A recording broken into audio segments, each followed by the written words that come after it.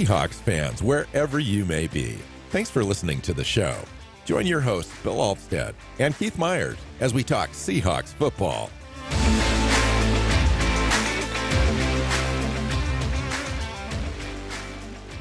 Hey, Seahawk fans. Welcome back to another episode of the Seahawks Playbook podcast. I'm your host, Bill Alvstad, sitting down with co-host Keith Myers, here to talk Seahawks football. We've got a Game 2 preseason recap for you today, talking about the game, talking about the players that stood out, anybody that didn't stand out for whatever reason, just kind of get you all caught up on the comings and goings of the team.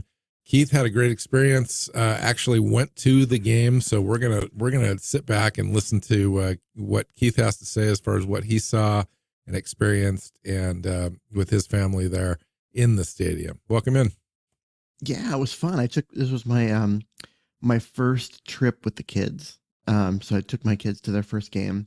My older one did great, loved it, had an absolutely fantastic time. The younger one was a little overwhelmed by all the noise and all of that, but he did great too. And it was fun. The hard part of all of it was that getting, like, we were the ferry that we were taking arrived at the pier 45 minutes late.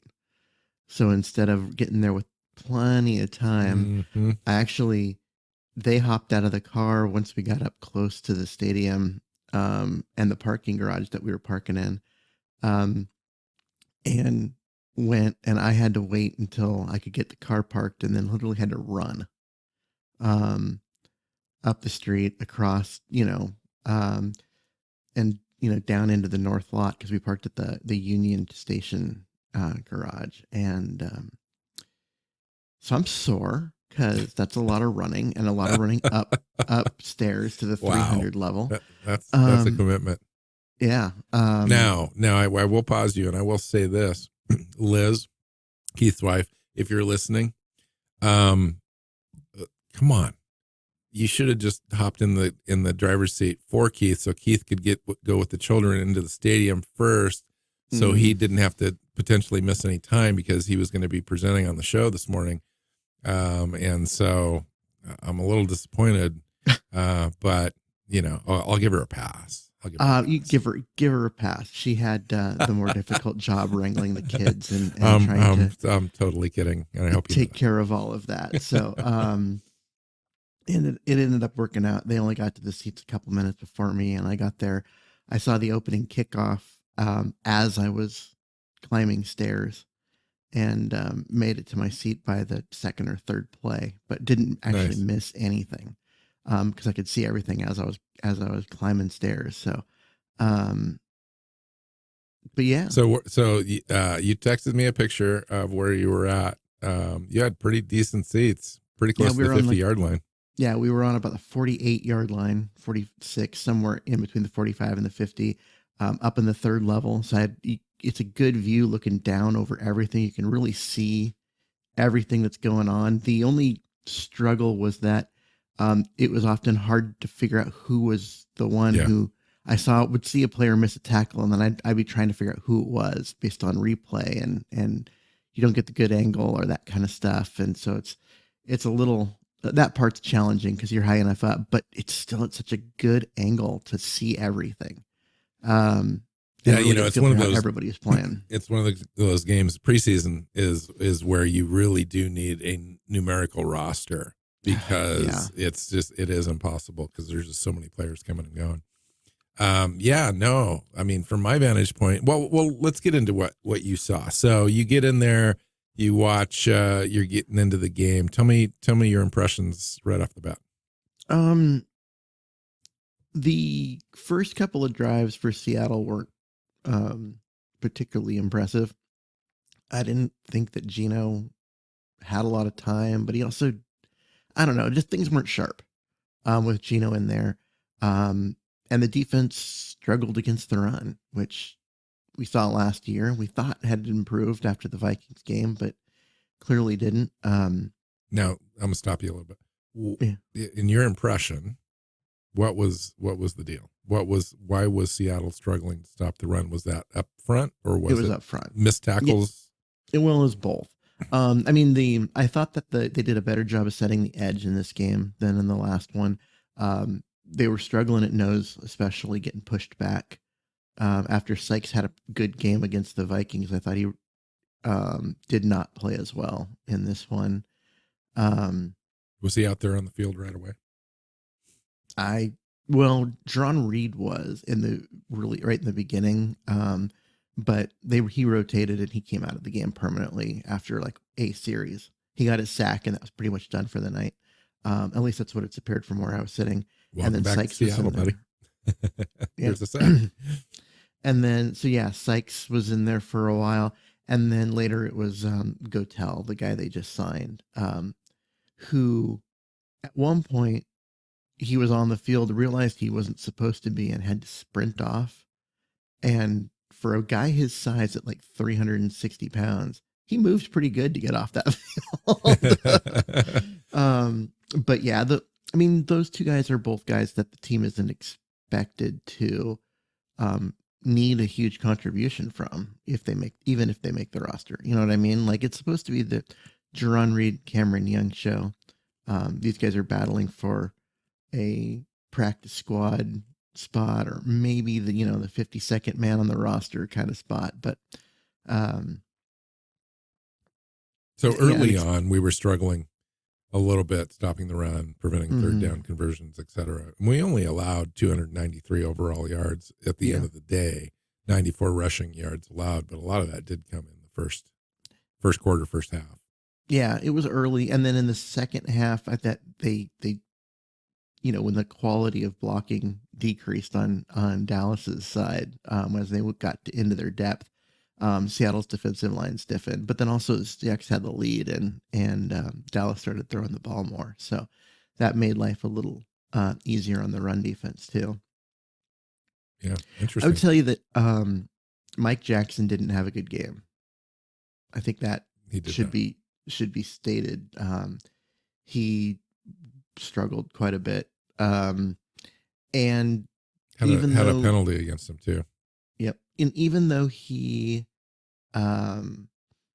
people are, I was reading stuff before the game. There's a lot of people praising Trey Brown, and I get that because of his interception, which was a great interception. He had a good tackle too. Yep. 5 tackles, 1 tackle for loss. He also missed at least three tackles that I saw, and got beaten coverage a couple times, and made a completely just stupid mistake reading what was going on, and gave up a touchdown. So I was a little surprised that the reactions about him were as strong as they were. I mean, the interception was great, and I know that goes a long way, but it doesn't tell the story of his game. And I thought overall, between him and Jackson, it was not the best showing by Seattle secondary. Kobe Bryant played the entire game. I don't know if he ever came out. Yeah, we talked about that the last game too. You know, he played a lot, and we thought, at least I thought they're doing that just to give him all of the reps that they possibly can at the safety position. But he was also playing nickel too. So, talk to me about what you played well. Outplayed Reed at safety, in my opinion. So, what were you asking? Well, I was going to ask you about the highlights. Really, I wanted to see what you thought of seeing Jackson Smith and Jigba in person, and Jake Bobo, basically. Jake Bobo was out there in the first quarter catching passes from Geno Smith. Good, like incredible catches for big plays, and then didn't play at the end of the game. Basically, once Holton Allers came in, Bobo came There's out a big and never tell came there. back in. Yeah, he was being treated like a second stringer or a starter. Yeah, I mean, he played with Locke, which I don't think Lockett did, but I was glad to see that he got a run with Locke. I mean, Locke had a spectacular game, I thought. Oh, Locke had a great game. But yeah, Bobo looked good. Jackson Smith and Jigma looked uncoverable. And even when he was covered, he made that big play that got him down to the 1 yard line. Catch and run for 49 yards. Yeah. But see, and a perfect pass from Locke. That was a beautiful throw. I mean, Smith and Jigba was covered. Yeah. He got behind the corner, but only by a half a step. If that. From where I was sitting, he looked like he was smothered, and it didn't matter. But there were a couple parts to that. One, tremendous pass, just dropped it in there. And the other part is, if you look at the way Smith and Jigma manipulated the route, he squared things off a little bit more than you would expect, but it was while the ball was in the air. He knew where that point was going to be, and he straightened things out and in a way that kept the defender away from the ball and away from his hands, his arms, so that the defender, the only way to prevent that catch would have been a penalty. He would have had to been tackled. That's like stuff that you see from, vets that have been in the league from 10 years, that little just adjustment to keep the defender away from you. I was really impressed with that. And then even with the guy draped all over him, he still managed to turn upfield, get the extra yards on the run. I was hoping he would get in, but he caught that pass while the guy was draped on him, and immediately after the catch, he had 4 yards of separation. Yeah. So that defender was really focused on trying to make a play on the ball or something, because he lost track of him as soon as it was caught. And it was it was a fabulous play. I mean, I would like to see Njigba try just a hair harder to get into the end zone, but he seemed like he lost his footing slightly at like the 3 yard line and stumbled just a hair, and allowed that corner to get in there and make that tackle. Well, he was just being a good teammate and allowing one of the running backs to get another touchdown. That's all it was. He's like, you know what? I'm going to get mine. Dallas needs to get his. Let's make that happen. Right? Isn't that what you saw?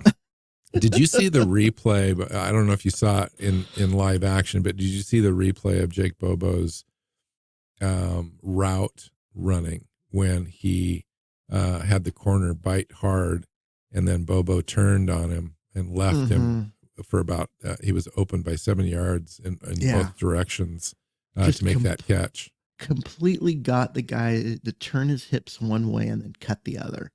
And I mean, and that was it's not spectacular. It's not like, he's reading the defender and goes, oh, he turned his hips, I'm going to go this other way, because the ball was already in the air. He had to make the defender commit at the right time so that he could make that cut. It was great. Does it seem to you, I mean, you can extrapolate these things a little bit, especially with Njigba, that you can take that 3 receptions for 58 yards. I think you could double that on any given game. At least. I mean, he's just open all the time. So I think he's going to be a favorite of Geno Smith. But Jake Bobo, this is about as much as you're going to see Jake Bobo in any game, even if he makes the roster and he's the 4th or 5th receiver. But that 2 receptions, he's going to make them count, is what I'm trying to say. It's like, it seems like Jake Bobo is going to be a guy that's going to allow you. And that's where we talked about Gervais, the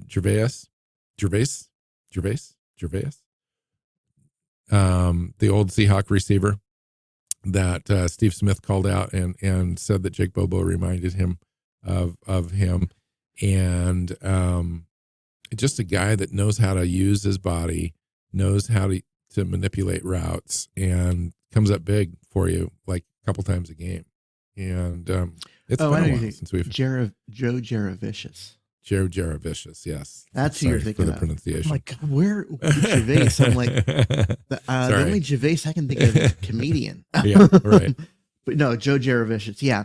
I could see that. I thought of him. I mean, I don't know. To me, he's a better route runner in his ability to get defenders to do what he wants them to do than Jaravicious was, at least from what I've seen. And he's not quite as physical. So I don't know if that's a great comp.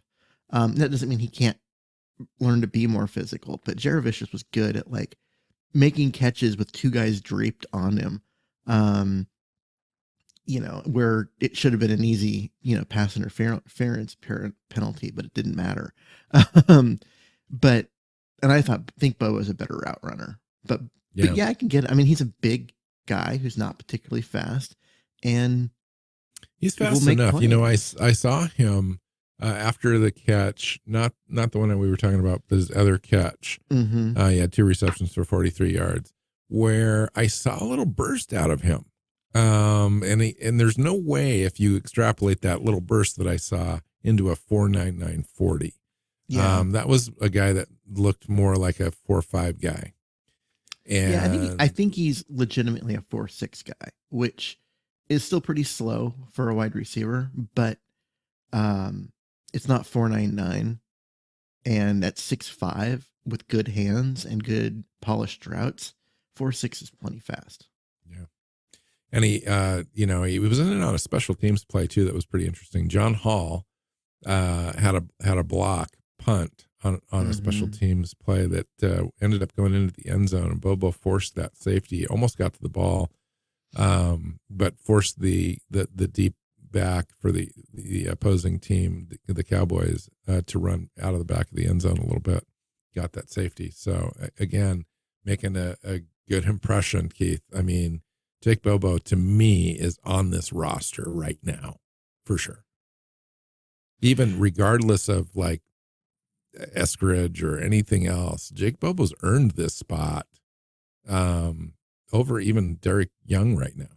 Yeah, Young had, unless I misidentified players, I think Drake Young had 2 drops.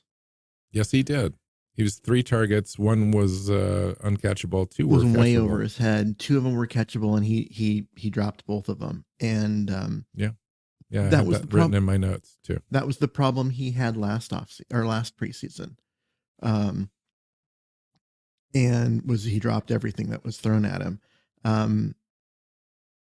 and you can't do that, kid. I mean, he's got a lot of physical skills, and the team really likes him, and they put packages together for him to play fullback and H-back and other things to get him on the field. But you got to catch the passes when they're catchable. And he didn't do that, and Bobo did. Honestly, I look at this. I would say right now, if the season was starting, like if they were making the 53 and starting to prep for week 1, Jake Bobo is the number 4 receiver on this team. So Drew Lock and Geno Smith had great outings. I mean, they were combined 10 for 12, 50 yards, something in there. Both efficient.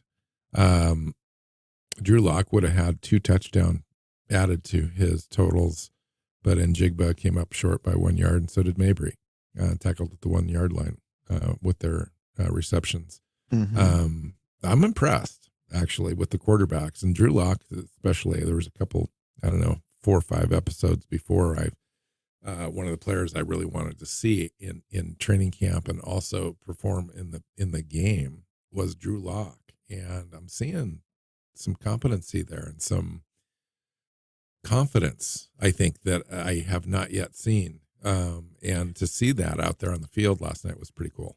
That throw to Njigba I thought was really telling. There was another play where the right side of the offensive line just collapsed, and he had to basically get out of 2 sacks in order to throw the ball. And just there's that kind of athleticism, being a guy that's going to be physical and fight for stuff and get the ball out and down the field. Like, that was good. But that throw to Njigba, find me a backup quarterback in the league that can routinely make that throw. Yeah, that was spot on. I mean, the touch there, and you'd mentioned last year that was one of the things that was holding Drew Lock back. He could throw the ball a mile, but to do anything with any touch anywhere was a real challenge for him. He's got a huge arm. I mean, he's got all the arm strength you could ever want. And so when you need to get it deep, he can do it. If you need to rifle a ball in there, he can do it. But those touch passes were a struggle. And that pass to Njigba was starter level quarterback play. Oh, sure. It felt like he was a starter when he was in there. He was running that offense really nice, really competent, very much confident in his ability. And it showed. Yeah, it's not like he always had clean pockets or anything. As I was saying before, like there was a pass rush. He was just able to sidestep it, showed good pocket presence, got the ball out, threw it with nice touch, good accuracy.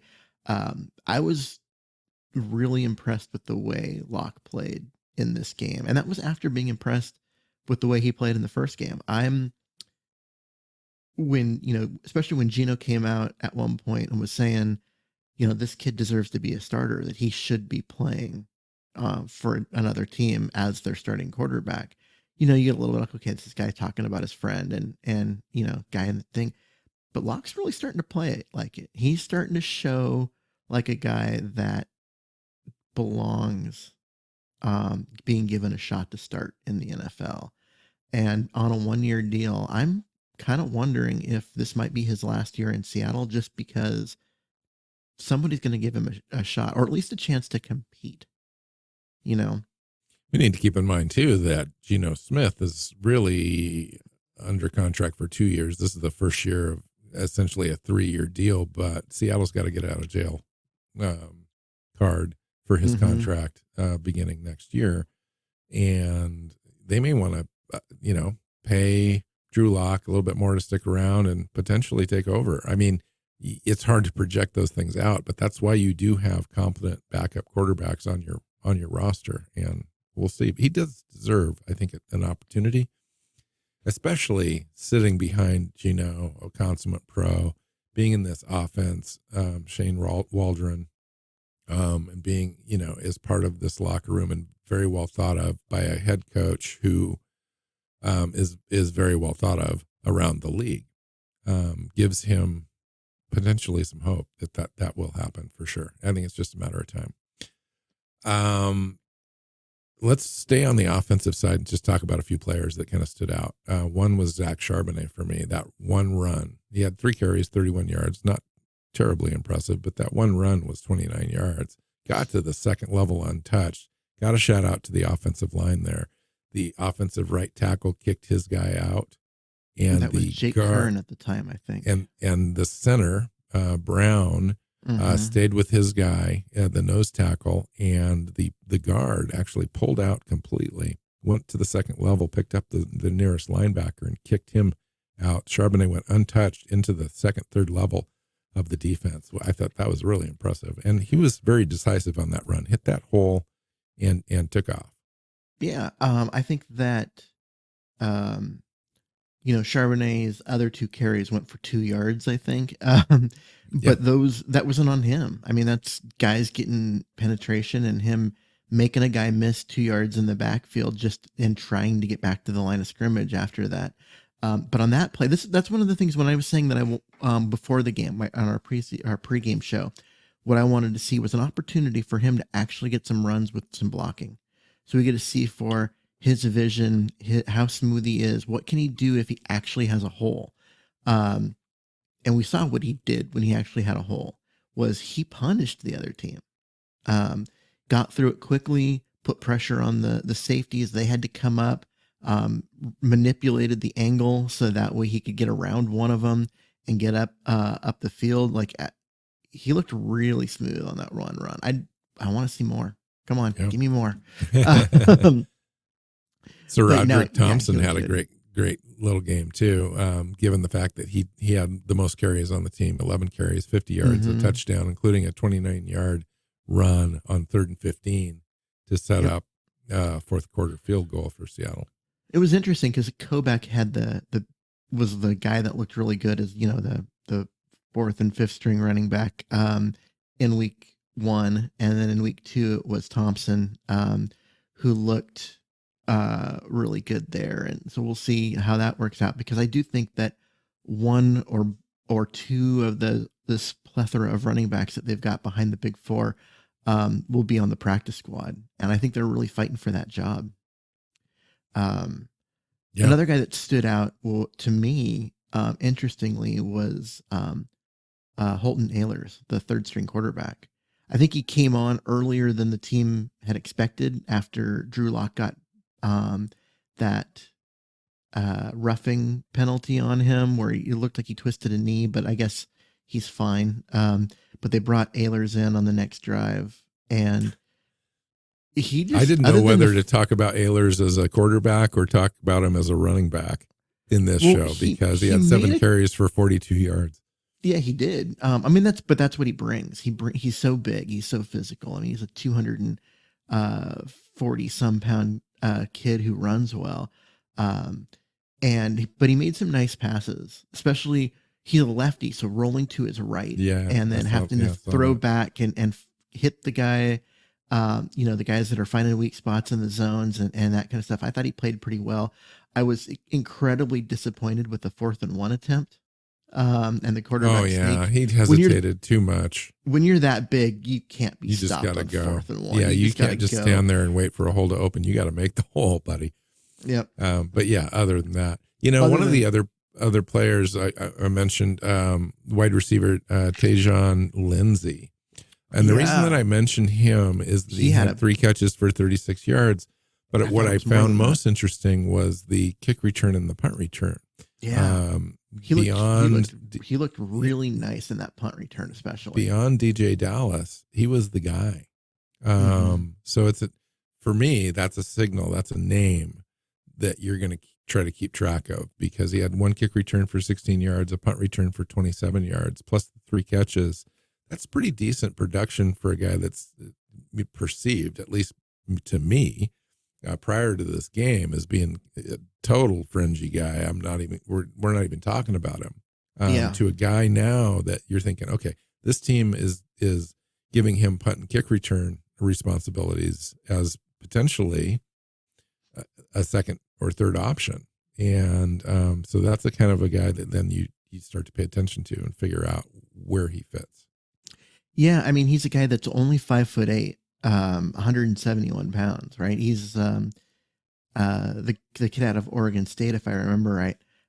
What didn't get those reps in the first game? Those went to Winston Easop Jr., the kid out of Washington State. But they gave it to Lindsey here in this game, and he made the most of those chances as the punt and kick return guy. Looked really nice on that punt return, where he was able to because it was a big kick. He caught it going backwards, caught it over his shoulder, had to turn, and he turned around to see like 3 guys and had to commit in order to get them to commit, and then bounce it outside, got a block, which helped, and then really just got upfield in a hurry. I was impressed with the way that he was able to just kind of instinctively know what to do when he turned around and saw guys streaming down at him.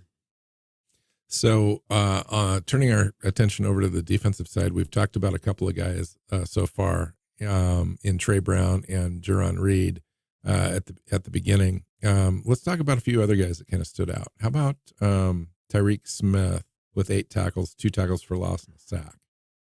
Yeah, he did pretty well. I mean, he's a guy that I've been kind of waiting to see, because the Seahawks a year ago talked him up, coming into camp, but then he got hurt and missed the whole year. And then I didn't think he showed up, like he didn't stand out in the first game. And so I've kind of just been waiting, and he made a bunch of plays. Now the sack was good.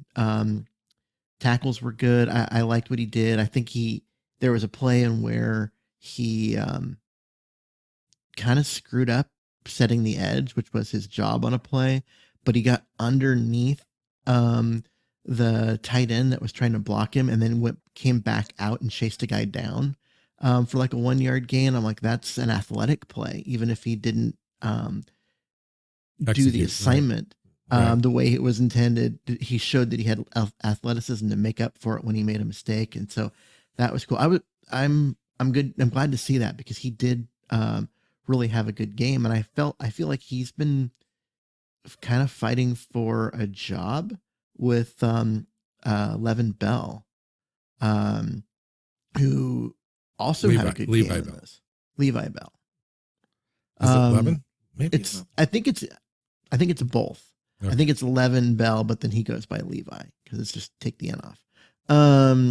But yeah, I mean, Bell's been playing really well too, and had a good game active again. very active. You know, the weird thing I'm taking note of with Levi Bell, and these are fringy guys, practice squad guys, back of the roster, special teams. He lined up at fullback and delivered a block that helped spring Thompson on his on his touchdown run. That. I mean, that's like straight up Nick Ballore, right? Right. Linebacker / fullback. It is interesting. It's like any way you can help your team, right? Yeah. Anything that you can do, the more you can do, the more likely you are to make the roster as that 53rd guy. Well, what's striking to me is the guy just doesn't end up on the in a game playing fullback. They practice this. That means he's getting reps in practice in that role, which is interesting to me. And he made a good block, right? This isn't like you line up a guy there to confuse a team or whatever, and then he gets run over. He came up, he squared a guy up, got him turned, did his job. And was a big piece of why that went for, was it 29 It makes you wonder if, they do something like that with the player that's capable, just in case Nick Ballore gets nicked up or misses some time or whatever. They've got a guy on the practice squad, Levi Bell, that comes in and they don't miss a beat. That's speculation, but possible. It's also, to me, when I see that, what I see is they're looking at a guy and they're like, what happens if we challenge him? We take him out of his comfort zone. We give him something to make him do something that he's never done before. How does he respond? They put in the work, they called the play during the game. He knew what his job was. It didn't faze him. Right. Yeah. And to me, it comes off as, a test. How did he respond when they asked him to do something that, is out of the norm for him? And he responded really well. That's a good sign. That is cool. Talk to me about two players I'm really excited about on the defensive line in Derek Hall, 2 quarterback hits and a sack, and Boye Mafe, who I thought had a really outstanding first couple series. Oh, yeah. Mafe looks like a star.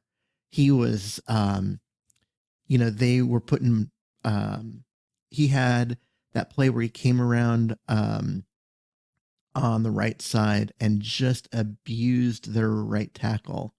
And he couldn't quite get there because it was actually a really quick throw. But he still got his hand up and batted the ball. Drew a holding penalty maybe? He drew a holding penalty on another one. Okay. And he came across on the left side just quickly and is faster than the tackles. And the tackles have a shorter distance to go. And he dove down on a run play that I thought was one of his most impressive looks, where he read and shed and came back down into the inside and made the hit on the running back for a minimal gain. I thought that it was really showing how strong he is. His ability to shed tackles has been on display during these 2 preseason games, and which is something that this team needs, because if the guys up front aren't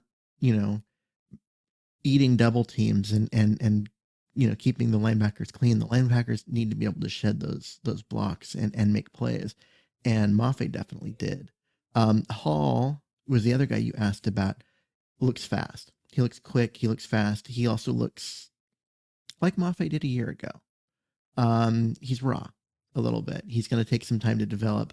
But he's going to be Nchinadu Uwasu's backup for most of this year, which means he'll get playing time. He'll get opportunities, but the team's not depending on him to come in and be the star right now. He's going to get a chance to learn and develop and basically take the Boye Mafe train and get a year under his belt of really learning, so that way next year he can take advantage of all that athleticism and skill. I thought he looked pretty good, especially once the starting offensive lineman came out for Dallas, and he was able to go in against backups, and that's when he really started to show. That was also when Mafe came out, so it just it was kind of a nice transition from one guy to the other. That the Seahawks just had a dominant guy in throughout the first half. They had a nice blend of starters, second string players, and third string all on the field at the same time. I thought that was pretty interesting. A couple other players of note that kind of stood out. Patrick O'Connell had 8 tackles, 4 a solo, 4 combined tackles. I need to go Miles, back and rewatch the tape, but I found myself being more impressed with him than John Radigan. yes, Radigan it's did true. have one play where he got Penetration and tackle for got loss. penetration, tackle for loss with that, but a lot of the other time he was um, hanging back, making tackles 6 yards downfield, even when not blocked. He wasn't flowing upfield to the ball in the hole quite like I'd like to, and he missed a couple tackles where I thought O'Connell just looked more natural. Um, and so we'll see if the coaches agree. But and again, I haven't had a chance to go through and rewatch the tape. This is just from where I was sitting in the 300 level, looking down on things, and it's Yeah, there was one play where you texted me. It was like, who's actually in? Who's in there right now? I'm like, who's because I could not figure out who was playing nose tackle. I was like, I didn't who see that is text for that? like 10 minutes after you sent it, so I didn't Because I reply. was trying to figure out who it was, and they kept not giving me an angle where I could even see a number. That's really tough sitting up there. Miles Adams had 3 tackles and a sack. Devin Bush had 4 tackles, looked fast. I think you made a comment that he looked pretty fast out there. Yeah, he's looking so much faster this year than he ever did this last couple of years in Pittsburgh after his injury. So I'm really enjoying that. Especially with, Bobby not playing, Bobby's going to be next to him. That's going to make him even better. That'll be And fun to watch. and it also, he's playing well enough that it means that they don't need to rush Jordan Brooks back. That's good. Yeah, they've got a trio now of guys that can play. It'll be fun to watch. I had this thought when I was walking back to the car after the game with Bush. I really hope he's not Josh Jones from last year. A guy who looks like an absolute find. Oh my God, how did they get this guy for that? And then he gets on the field in the regular season and looks terrible and can't do his job, and then basically gets replaced. And I have no evidence that says, oh, that's what he's going to be. It's just that fear, right? That having been burned last year by Josh Jones, I really hope that Devin Bush isn't setting us up to do that. Devin Bush is a talent. I mean, he really is. The only thing that was holding him back was his knee. And I think that seems to be solved, at least early. Hopefully it doesn't come back to kind of bug him later on as time goes on, but we'll see. Jason Myers I would say I agree with that. I think that I don't have evidence that supports that, oh, this is what's going to happen. There's nothing there that tells me, oh, this is a mirage. It's just because Josh Jones looked really good in the preseason last year. We were like, wow, they've got a third safety behind the 2 starters, and then was not that. He was an absolute liability once the regular season began. I think it's just we were burned last year, and now I'm worried that we're going to get another vet reclamation project that turns out looking good in the preseason and not. But that's I'm sure unfair to Bush, and I'm well aware of that. But it came to my mind as I was walking back to the car and thought that I should mention that. Well, once you get your hopes up and set about a player, it sometimes is hard to be let down for sure. Jason Myers had a 57-yard field goal, but missed from a shorter distance. That's Jason Myers for you. Yeah, that's any Myers for you, right? Comes through for you. Yep. And then lets you down too. He makes the really difficult things seem easy, and the really easy things seem difficult. That is a trait that comes with the last name. Trust me, I know. That 57-yarder could have been good for at least 5 more. Finally, I want to talk about a person that I think is in the competition for most improved year over year, and I'm talking about Pete Carroll. He was 2 for 2 on red flag challenges. Yeah. What's going on, Keith? What are you seeing from the sidelines? I'm seeing that the scoreboard operator was very quick getting the replay up on the big screen to show, and we knew that it was a missed call on the first one where it was the catch, the Dallas catch that wasn't. We saw that in the stadium before the red flag hit the ground. And so that definitely helped. But also, I mean, that was a good challenge. And the other one I thought was pretty clear before, like the moment the play ended, it looked like a bad call. And he was very quick to get the flag out there. And I thought that one was an easy challenge. The other one I thought it was a catch. I mean, again, 300 level, so it's hard to see until they showed the replay and you see it bounce and you're like, it's not, but they got that up there really fast onto the board, which I'm sure helped Pete out quite a bit because he knew what the answer was going to be before he threw the flag. Although it should be noted that Dallas also had a challenge that went through and was correct as well on the Holton Allers big run that looked like it was going to be for a first early. Down. Yeah. No, it was right up the middle. He got tackled. Oh, okay. That's right. But yeah, so I guess there was the other one too where he stepped out. There was both teams had two challenges that I think overall it was a great game. There's a couple of concerns. I think that when we talked about that, you talked about that, the defensive tackles stopping the run on the interior seems to be a situation. And it's hard to tell because we don't have first stringers all around playing. But it's something to watch and monitor. It just seemed Dre to me Jones only played one series. I don't know if Mario Edwards played at all.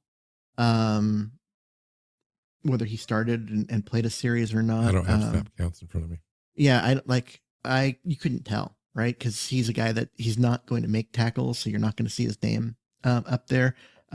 He's a guy that's going to eat a lot of blocks and do that kind of stuff. But it's like those two guys didn't seem to play much, if at all. And so now you're looking at backups. You're looking at, guys like Miles Adams, who's a pass rusher and not a run stuffer. Guys like Sykes and Gotel that probably aren't going to make the team and are fighting for a practice squad job and a possible call up from the practice squad onto the roster on game day if the team needs a body, that kind of job. It's hard to tell. It's hard to say what's going to happen. But in the game, just watching it, the defensive line, the front three were getting pushed back, and that's concerning. And it leads to players like in this game, Jarek Reed and Kobe Bryant missed tackles on Deuce Vaughn's touchdown. But to get to that point, Deuce Vaughn had to break through the line, which he did. And so that's that. But again, it's the, third, fourth quarter or whatever. It is what it is. And we're going to find out short order. We've only got one preseason game left. There's a 2-week period in between that and the regular season kickoff. So there's not much time left. The cut downs are coming as soon as that last game is played come that Monday. I think the cut downs are due into the league. Every team in the league goes from 90-man rosters to 53 overnight. Ooh, wow, that hurts bad.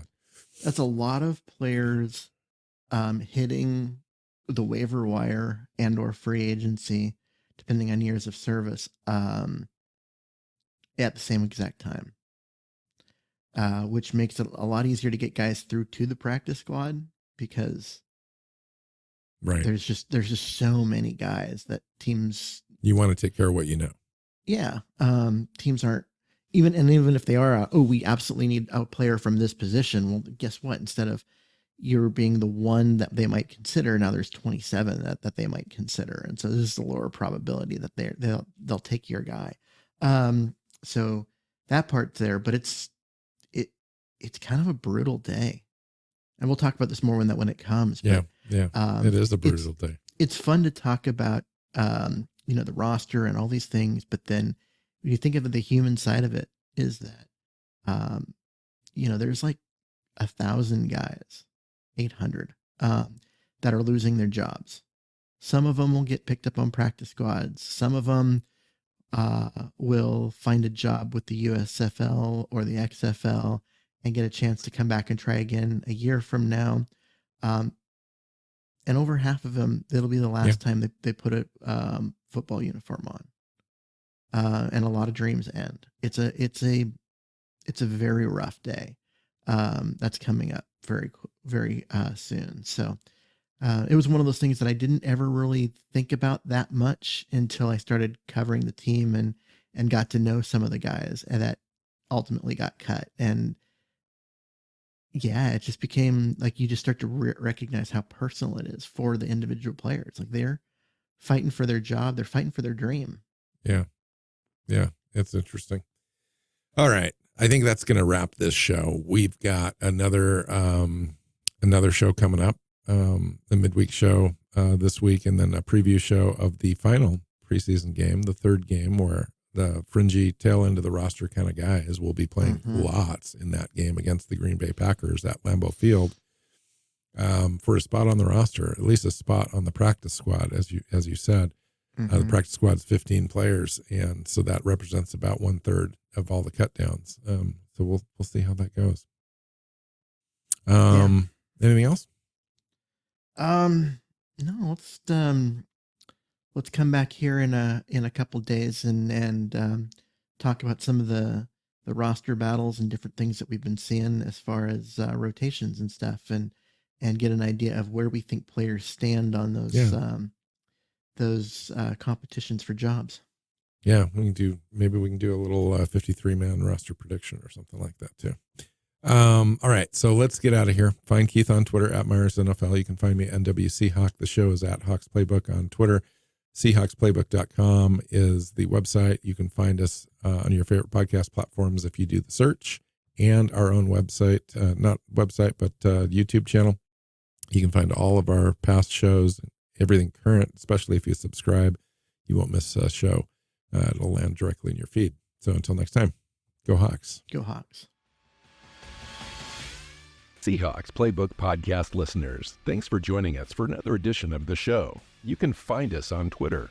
Bill is at NWCHawk, Keith is at Myers NFL, and the show is at Hawks Playbook. You can listen and subscribe to the show at SeahawksPlaybook.com.